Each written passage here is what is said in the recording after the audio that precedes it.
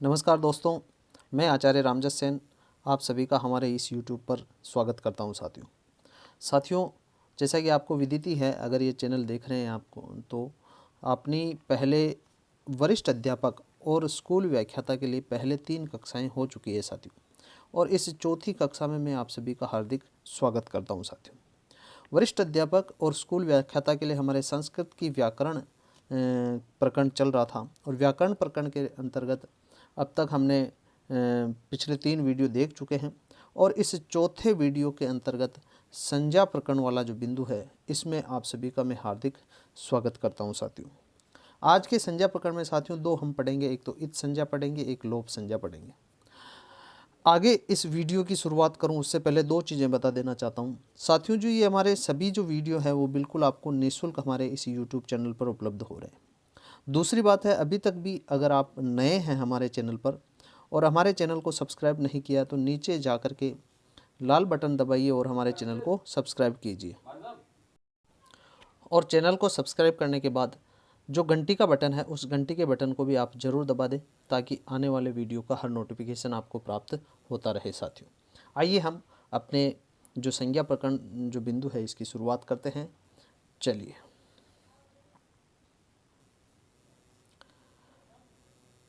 जैसा कि आपको ध्यान में ही है, हम संज्ञा प्रकरण पढ़ने वाले हैं। तो साथियों, संज्ञा प्रकरण में हमारे आपको बताना चाहता हूं मैं आपको कि संज्ञा प्रकरण के हमारे संस्कृत व्याकरण में कुल 6 सूत्र हैं। कितने सूत्र हैं? 6 सूत्र है। यहाँ संज्ञा प्रकरण में, क्षमा करें, संज्ञा प्रकरण में नहीं है, जबकि हम पहला जो संज्ञा हम पढ़ेंगे इत संज्ञा। ये जो इत संज्ञा प्रकरण है, इस इत संज्ञा प्रकरण के 6 सूत्र है साथियों, और ये 6 ही सूत्र हम बताते हैं, हमें यह बताते हैं कि कौन कौन से वर्णों की इत संज्ञा होती है। अब इत संज्ञा होने के बाद क्या होता है, ये बाद की बात मैं आपको बताऊंगा, लेकिन अभी आपको यह केवल यही समझना है कि इत संज्ञा कौन कौन से वर्णों की होती है। तो अभी हम पहला सूत्र देखने वाले हैं इत संज्ञा का। तो पहला सूत्र है उपदेशे अज अनुनासिक इत। तो सबसे पहले तो आप अपने नोटबुक निकाल लीजिए और इसमें इत संज्ञा प्रकरण लिखिए, और इत संज्ञा प्रकरण में पहला सूत्र लिखिए आप उपदेशे अज अनुनासिक इत। अर्थात ये क्या कह रहा है सूत्र? उपदेशे, यहाँ पहला पद है उपदेशे, अच अनुनासिक इत, अर्थात उपदेश में, उपदेशे यानी उपदेश में, अनुनासिको यानी अनुनासिक, अच यानी स्वर। अच का मतलब क्या है? जैसा कि हमने प्रत्याहार निर्माण करना पड़ा था, उसके अंतर्गत जो अच प्रत्याहार है साथियों, अच प्रत्याहार के अंतर्गत क्या आ रहे थे साथियों? सभी स्वर आ रहे थे। तो यह सूत्र क्या कह रहा है कि उपदेशे यानी उपदेश में, अच यानी स्वर, अनुनासिक यानी अनुनासिक स्वर की क्या होती है? इत संज्ञा होती है। उपदेशे अनुनासिको अच इत संज्ञा साथ। उपदेश में अनुनासिक अच अर्थात स्वर की इत संज्ञा होती है। अब ये कैसे होती है? इसी के आगे थोड़ा कुछ लिखा हुआ है अपने लघु सिद्धांत कौमुदी में, तो इसकी वृत्ति के आगे भी मैं आपको बता देता हूँ। प्रतिज्ञा अनुनासिक क्या पाणिनीय। कई बार क्या होता है कि जिस स्वर की इत संज्ञा होती है, जिस अच की इत संज्ञा होती है, वो अनुनासिक नहीं होता, जबकि सूत्र में क्या कह रखा है कि अनुनासिक अच की इत संज्ञा होती है। तो प्रतिज्ञा अनुनासिक क्या पाणिनीय, यानी पाणिनीय के जो शिष्य हैं, पाणिनि के शिष्य हैं, अर्थात पाणिनि व्याकरण को मानने वाले हैं, वो अगर किसी अच की इत संज्ञा होनी है और वो अनुनासिक नहीं है, तो वो प्रतिज्ञा ले लेते हैं कि यह अनुनासिक वर्ण होगा। ऐसी प्रतिज्ञा करके उसकी क्या कर देते हैं? इत संज्ञा कर देते हैं। आइए, कहाँ कहाँ इत संज्ञा हो रही है, तो आइए देखते हैं।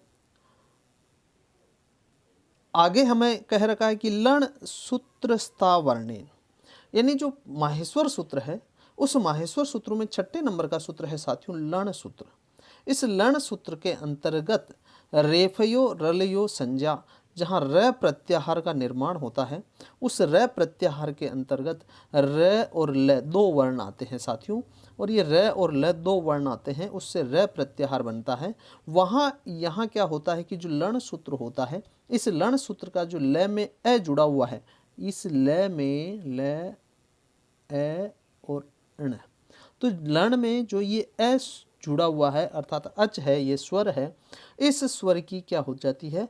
इत संज्ञा होती है। और माहेश्वर सूत्रों में केवल एकमात्र यही सूत्र है जिसके अंतर्गत अच अर्थात अनुनासिक अच की यहाँ इत संज्ञा होती है। अब ये अनुनासिक नहीं है, लेकिन पाणिनि के शिष्य प्रतिज्ञा करके इसको अनुनासिक मान लेते हैं और उसकी इत संज्ञा कर देते हैं साथियों, और तभी हमारा वहाँ क्या बनता है, र प्रत्याहार बनता है।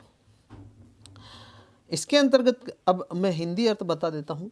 उपदेश अवस्था में अनुनासिक अच, अनुनासिक स्वर की इत संज्ञा होती है।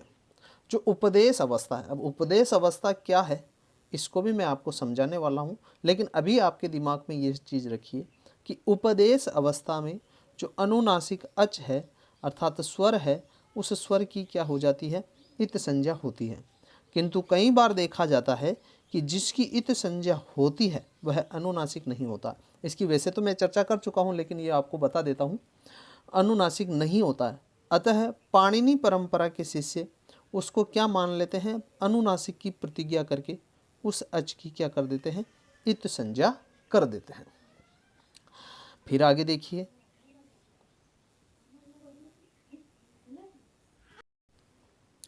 अब यहाँ जो ये लण सूत्र है, जो माहेश्वर सूत्रों का जो साथियों 6 नंबर का सूत्र है, और वो है उसमें क्या हो जाता है कि जो लय में जो अ जुड़ा हुआ है साथियों, इस अ की क्या हो जाती है, इत संज्ञा होती है। और कौन से सूत्र के अनुसार होती है, तो उपदेशे अच अनुनासिक इत से होती है। तथा यहाँ क्या हो जाता है कि र प्रत्याहार निर्मित होता है। यहाँ अ की इत संज्ञा होने के कारण ही र प्रत्याहार निर्मित होता है।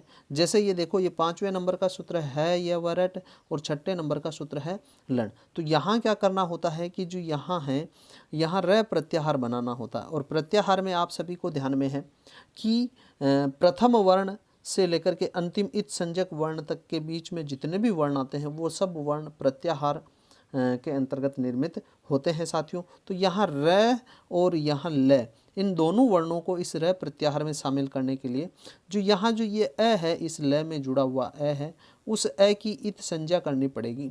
और इसीलिए पाणिनि परंपरा के शिष्य हैं इस अ को अनुनासिक मान करके उपदेशे अच अनुनासिक इत सूत्र से इसकी क्या कर देते हैं, इत संज्ञा कर देते हैं साथियों।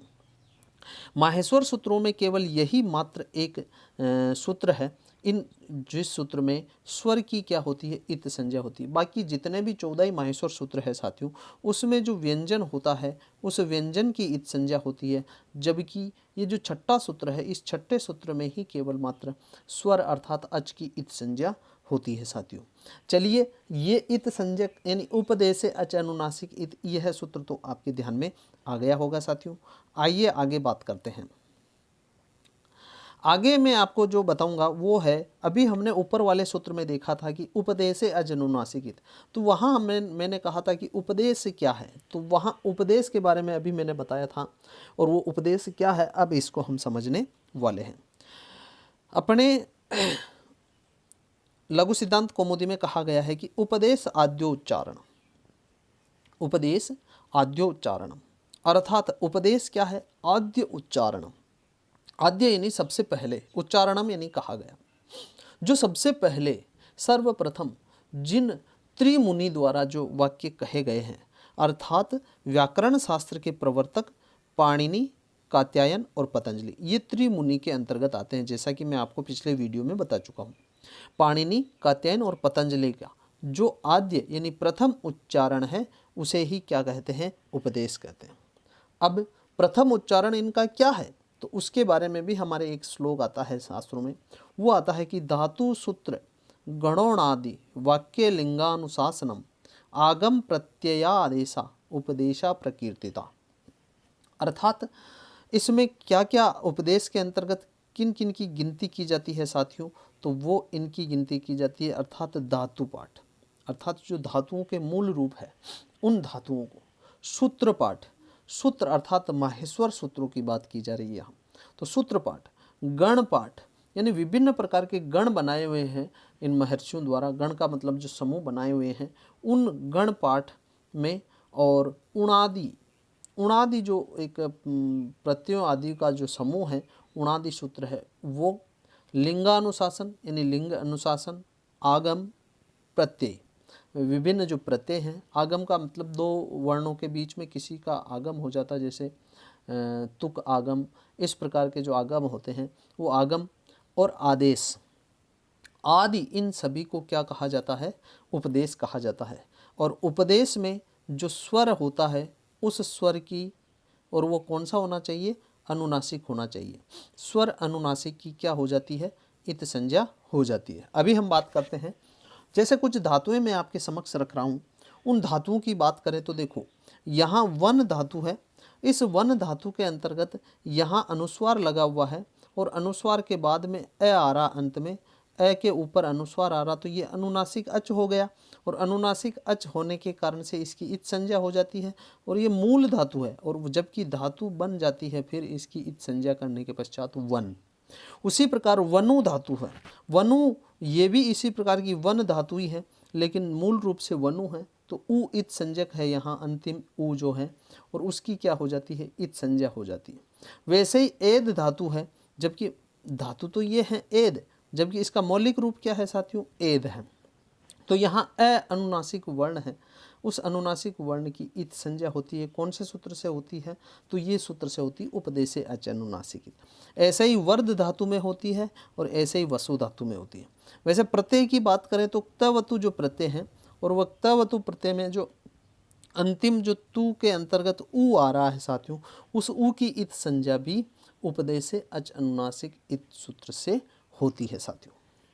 तो मेरे हिसाब से आपको ये तो उपदेशे अच अनुनासिक इत सूत्र समझ में आ गया होगा। इसके बाद जो दूसरे नंबर का सूत्र आता है साथियों, वो है हलंत्यम। क्या है? हलंत्यम। इस हलंत्यम सूत्र सबसे ज़्यादा फेमस सूत्र है साथियों। चूँकि इसका सर्वाधिक प्रयोग भी होता है, तो इसीलिए सबसे ज़्यादा प्रसिद्ध है। और लघु सिद्धांत कौमुदी में तो सर्वप्रथम माहेश्वर सूत्रों के बाद ही इसको संज्ञा प्रकरण में पहला नाम दे रखा है साथियों। लेकिन इससे पहले का एक सूत्र है उपदेशे अच अनुनासिक इत, तो उसको भी समझना जरूरी है, इसीलिए मैंने आपको यहाँ रखा है। इत संज्ञा का जो दूसरे नंबर का सूत्र है, वो दूसरे नंबर का सूत्र है साथियों हलंत्यम। क्या है? हलंत्यम। अब ये इसकी वृत्ति, अब वृत्तियाँ पढ़ना भी जरूरी है, और वृत्तियाँ आपके नोट्स में आप लिखना, और अभी नोट्स बना रहे हो तो वृत्ति को जरूर लिखना है आपको, ठीक है। तो उपदेशे अंत्य, अंत्यम यानी अंतिम, उपदेशे यानी उपदेश में। अब उपदेश क्या है ये मैं आपको पहले बता चुका हूँ। तो उपदेश में जो अंतिम हल इत स्यात्, हलित का मतलब क्या? हल इत, यानी जो उपदेश में अंतिम हल है, और यहाँ हल का मतलब क्या है? व्यंजन। क्या है साथियों? व्यंजन। तो उपदेश में अंतिम हल है, उसकी क्या हो जाती है? इत संज्ञा हो जाती है। अब इत संज्ञा होने के बाद क्या होता है ये तो मैं आपको बता चुका हूँ कि बाद में बताऊंगा। सबसे पहले 6 सूत्र आपको ध्यान में होने चाहिए कि कौन कौन से वर्णों की इत संज्ञा होती है साथियों। तो उपदेशे अंत्यम हल इत स्यात्, उपदेश आद्य उच्चारण, और उपदेश आद्य उच्चारण है। ये आद्य उच्चारण क्या है ये भी मैं आपको बता देता हूँ, बता दिया था मैंने अभी पीछे। सूत्रेषु अदृष्टम पदम, अगर किसी सूत्र में कोई पद दिखाई नहीं दे रहा है, सूत्रांतर्दात अनुवर्तनीय सर्वत्र, यानी ऊपर वाले सूत्र से उसकी अनुवृत्ति कर लेनी है। अब हलंत्यम में अपने को कैसे पता चलेगा कि उपदेश में ही अंतिम हल की इत संज्ञा होगी, जबकि पाणिनि ने पहले कह दिया है कि अष्टाध्यायी के अंतर्गत कोई भी ऊपर वाला सूत्र है तो उस सूत्र में से कुछ शब्दों की अनुवृत्ति कर लो। तो ऊपर वाला सूत्र है उपदेशे अच अनुनासिक इत, तो उपदेश वहाँ शब्द यहाँ आ जाएगा, अपने आप अपने को मान लेना है कि वहाँ उपदेश में इत संज्ञा हो रही है अच की, तो यहाँ हलंत्यम यानी हल की भी उपदेश में इत संज्ञा होती है साथियों। फिर आगे क्या कह रहे हैं? ये कह रहे हैं कि अर्थात उपदेश में अंतिम जो हल है, व्यंजन है, उसकी क्या हो जाएगी? इत संज्ञा हो जाएगी। कैसे होगी?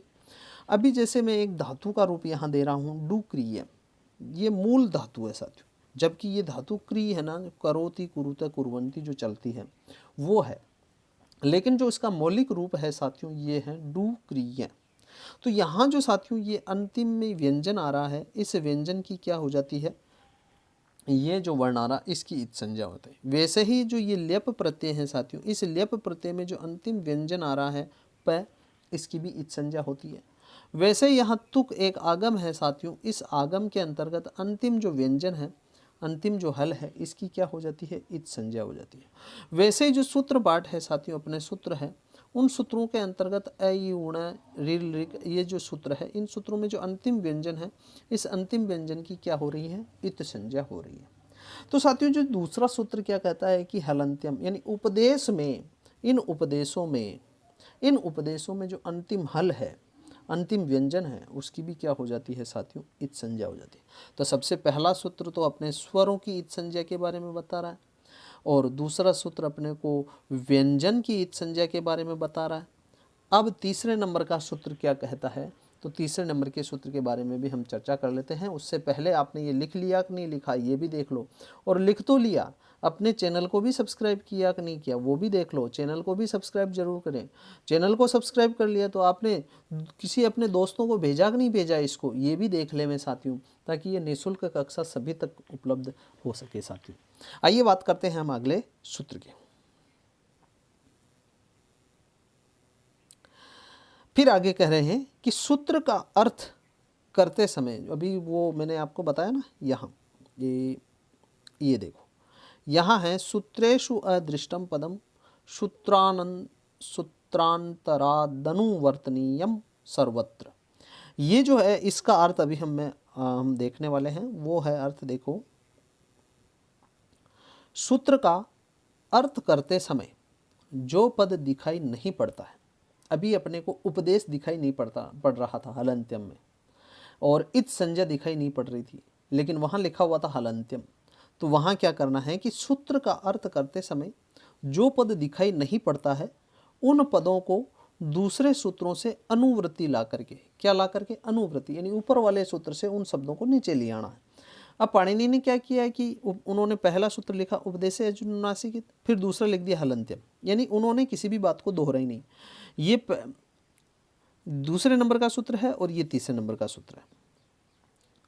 तो पहला अध्याय, तीसरा पाद और दूसरा सूत्र, ये है उपदेशे अजुना। इसी के नीचे जो तीसरे नंबर का सूत्र डाल दिया उन्होंने हलंत्यम।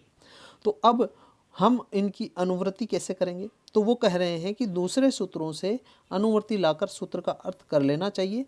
अष्टाध्यायी में यह नियम सर्वत्र लागू कर लेना चाहिए, यानी सभी जगह अष्टाध्यायी में यह नियम लागू होगा।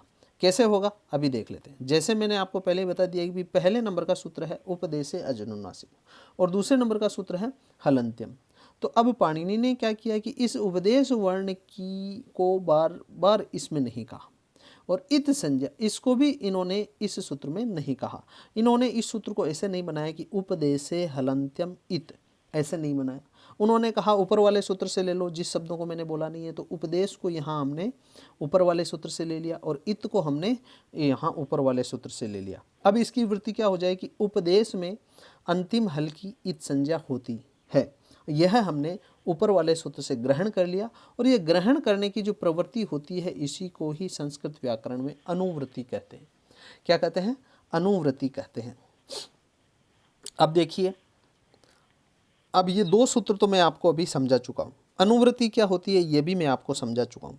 अब आगे एक जो निषेध सूत्र आ रहा है, वो सूत्र कह रहा है कि कहाँ कहाँ यहाँ अंतिम हलंत की इत संज्ञा नहीं होगी। तो इसकी बात कर लेते हैं कि कहाँ कहाँ नहीं होगी। तो ये कह रहे हैं कि न विभक्तौ तुष्मा, न विभक्तौ तुष्मा, यानी विभक्ति के रूप जो होते हैं, विभक्ति के रूप आपने देखे होंगे, प्रथमा विभक्ति, द्वितीय विभक्ति, तृतीय विभक्ति, चतुर्थी, सप्तमी तक की जो विभक्तियाँ होती है, इन विभक्तियों के कुछ प्रत्यय लगते हैं, और आपको ध्यान में होंगे सु, ओ, जस, अम, ओट, सस, टा, भ्याम, बिस, ये इस प्रकार के साथियों ये प्रत्यय लगते हैं विभक्तियां बनाते समय।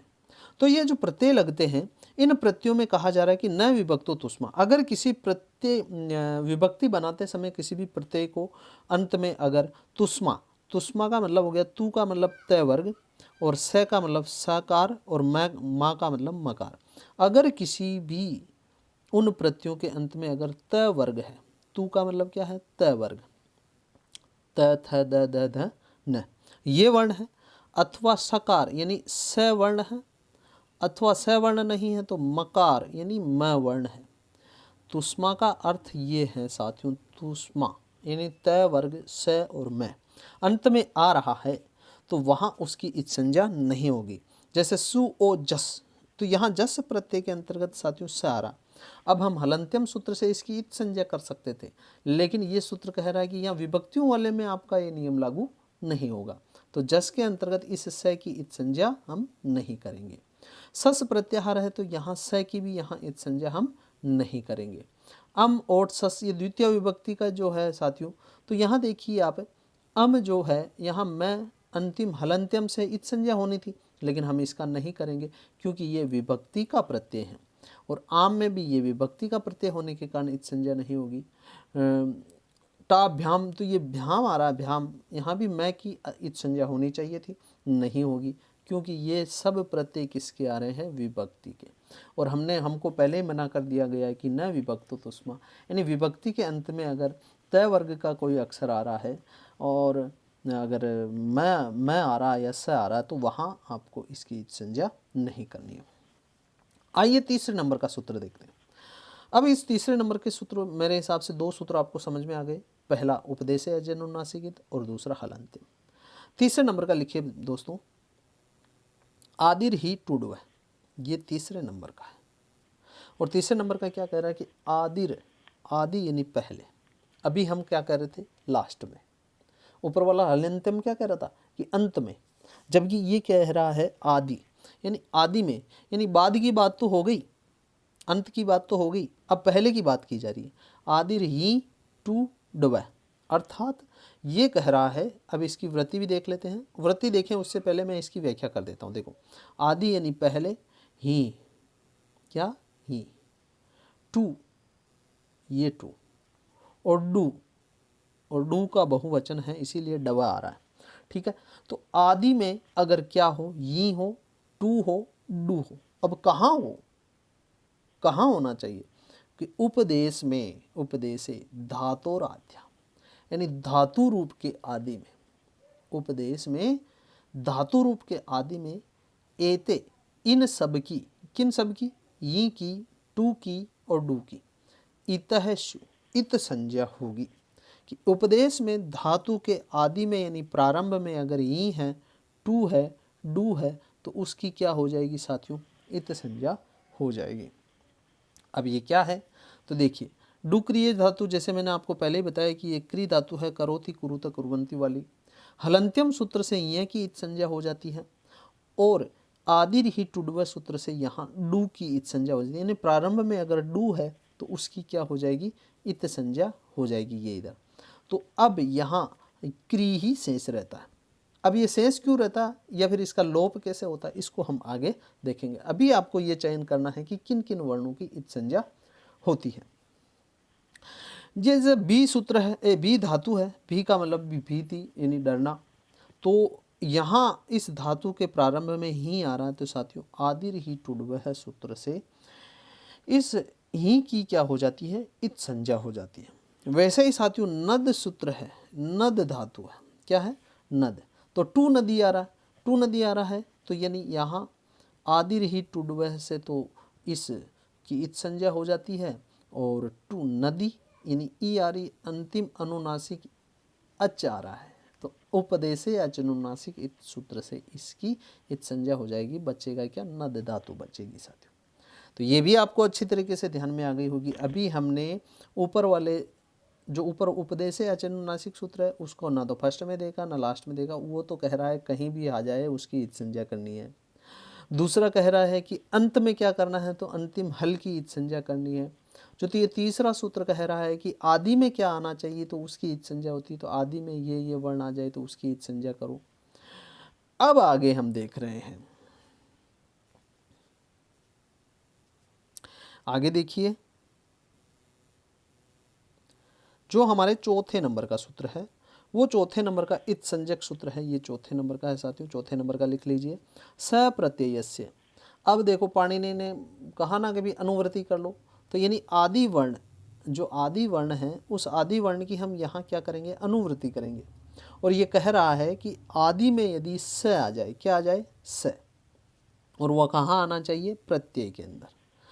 तो प्रत्ययस्य आदि यानी प्रत्यय के आदि में, प्रत्यय के प्रारंभ में यदि स वर्ण आ रहा है तो उस स वर्ण की भी क्या हो जाती है, इत संज्ञा हो जाती है।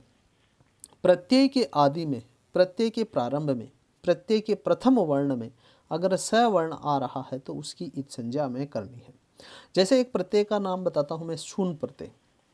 शून प्रत्यय में देखिए साथियों, यहाँ शून प्रत्यय में उप हलंत्यम जो सूत्र है उससे तो इस न की इत संज्ञा हो रही है, और यहाँ जो स प्रत्यय से जो सूत्र है उसमें आदि स वर्ण की इत संज्ञा किसके कारण से हो रही है, स प्रत्यय से सूत्र से हो रही है। अब यहाँ क्या शेष रह रहा है, ऊ शेष रह रहा है। अब ऊ शेष कैसे रहा, अगले सूत्र में, उन लोप वाले सूत्र में हम देखेंगे साथियों कि किन किन चीज़ों का लोप होता है। तो ये भी आपको समझ में आ गया होगा। 4 सूत्र देख लिए, उपदेशे अचनुनासिक, हलंत्यम और आदिर्हि टुडवय और स प्रत्यय से। 5वां जो सूत्र है साथियों, वो 5वां सूत्र है चूटू। क्या है, चूटू।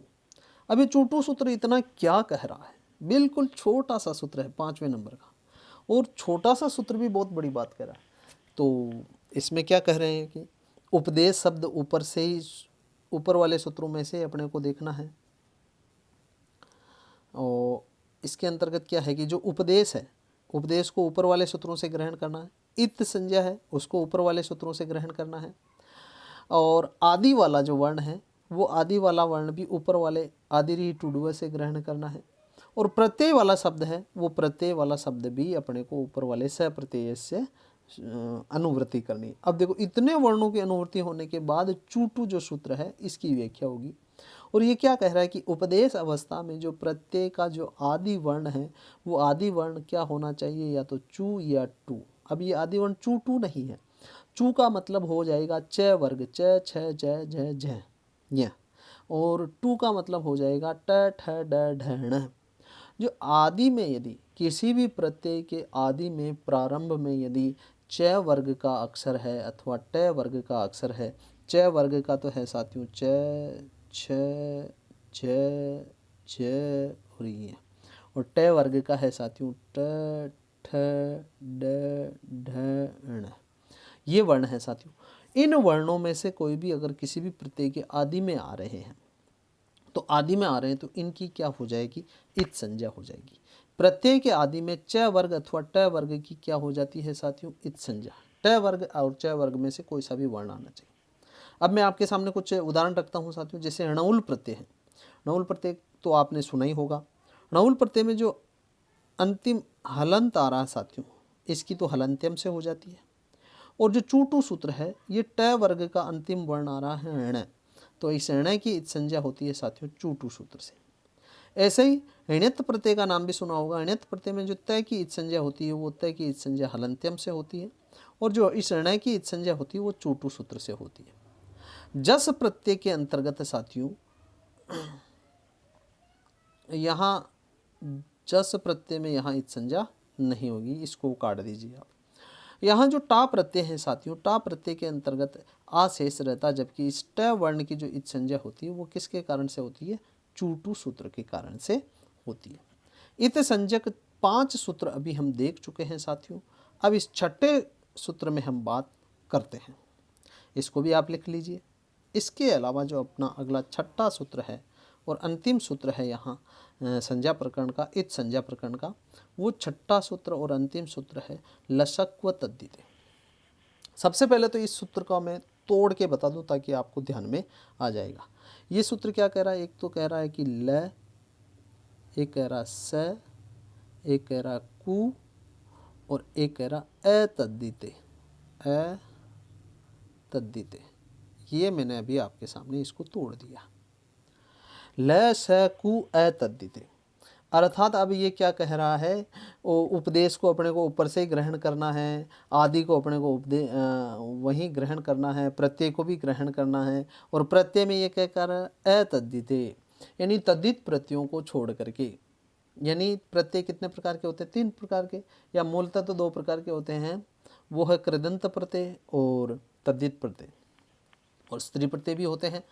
तो जो ये कह रहे हैं कि तद्धित प्रत्ययों को छोड़ करके, जो तद्धित प्रकरण है उसको छोड़ करके जितने भी प्रत्यय हैं, अर्थात कृदंत प्रत्यय हो गए, स्त्री प्रत्यय हो गए, वो सब प्रत्ययों में यदि आदि में, प्रारंभ में तद्धित वर्ज यानी तद्धित प्रत्ययों को छोड़ करके किसी भी प्रत्यय के आदि में प्रत्ययाध्या यानी प्रत्यय के प्रारंभ में अगर लय वर्ण आ जाए, क्या आ जाए? लय वर्ण। स वर्ण आ जाए, क्या आ जाए? स वर्ण। और कु का मतलब क वर्ग, कु चू टू तू पू, ये जितने भी उदित वर्ण आ जाते हैं, पिछले वीडियो में हम ये चीज़ें देख चुके हैं। और अभी अगर आपने पिछले वीडियो नहीं देखे हैं तो उनको भी देखें, नीचे डिस्क्रिप्शन में प्लेलिस्ट का लिंक दे रखा है, उस लिंक पे क्लिक करिए, सीरियल वाइज आपको वीडियो सारे मिलेंगे। और हाँ, आप सबने सब्सक्राइब भी कर लिया, सब कुछ कर लिया, अपने दोस्तों को सेंड किया कि नहीं आ गया, ये भी आप देखें साथियों। मैं बीच में डिस्टर्ब नहीं करना चाहता, लेकिन अब एक बार इसको ज़रूर देखें, उनको निःशुल्क कोर्स है। तो देखिए, वापस देखते हैं कि प्रत्यय के आदि में यदि, और कौन से प्रत्यय के, यानी तद्धित प्रत्ययों को छोड़ करके, यानी कृदंत और स्त्री प्रत्ययों के अंतर्गत यदि किसी प्रत्यय के आदि में प्रारंभ में लय आ रहा है, से आ रहा है और कु यानी क वर्ग आ रहा है, तो वहाँ उनकी क्या हो जाएगी? इत संज्ञा हो जाएगी। तद्धित प्रकरण को छोड़ करके प्रत्यय के आदि में लय, से और क वर्ग की इत संज्ञा हो जाती है। जैसे ल्यप प्रत्यय का नाम आपने सुना होगा, और ल्यप प्रत्यय के अंतर्गत साथियों इस प की क्या हो, हलंत्यम सूत्र से इत संज्ञा होती है, जबकि जो इस लय वर्ण की इत संज्ञा होती है वो किसके कारण से होती है? इस लसक व तद्धित सूत्र से होती है। अब यहाँ साथियों इसको हटाइए, ये गलत हो गया है। क्यप प्रत्यय है साथियों, क्यप प्रत्यय के, अरे नहीं नहीं नहीं नहीं हटाना है। देखो बच्चों, यहाँ जो अभी आदि की बात करेंगे, इसकी हलंत्यम से इत संज्ञा नहीं होती, क्योंकि ये विभक्ति का प्रत्यय है। जबकि यहाँ जो स आ रहा है, स, इस स की इत संज्ञा होती है, और इस स की इत संज्ञा होने तो यहाँ अस शेष रहता है, तो यहाँ स की इत संज्ञा हो रही है।